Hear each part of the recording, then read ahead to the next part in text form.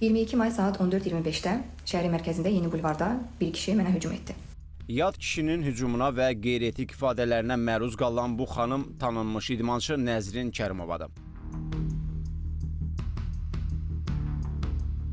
Həmin günü seçdim ki, iş günüdür, iş saatıdır, adamlar yəni Yeni Bulvarda az olacaq, Dəniz Molun yanı idi. Və videoda gördüyünüz kimi həmin yerdir, ətrafda adam azdır, bu geyimdə idim mən. Videonu çəkəndən sonra yaxalaşdım telefonuma, baxım görüm necə videoda çıxdım və hiss eləmədim, həmin kişi mənim arxamdaydı. Və qeyri-etik, əxlaqsız bir hərəkət elədi, yanımdan vurdu. Həmin an şok keçirdim və çöndüm kişinin tərəfinə. Adrenalin altında ştativi götürdüm, mənim telefonum bu ştativin üstündə idi. Gördüyünüz kimi yəni ağırdı, içində daş var. Həmin ştativi götürüb kişini döyməyə başladım. Həmin o kişi gördü ki, 40 kilo qızla bacarmır və kəmərin altından buradan belə bıçağı çıxardıb mənə hücum etməyə başladı.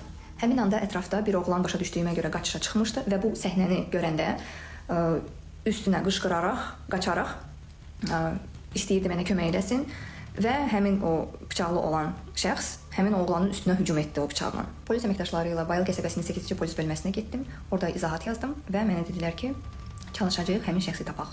Dənizkənarı bulvar ərazisində baş verən insidentlə bağlı hüquq mühafizə orqanlarının TV müdaxiləsi nəticəsində hadisəni törətməkdə şübhəli bilinən şəxs qısa müddətdə saxlanılıb.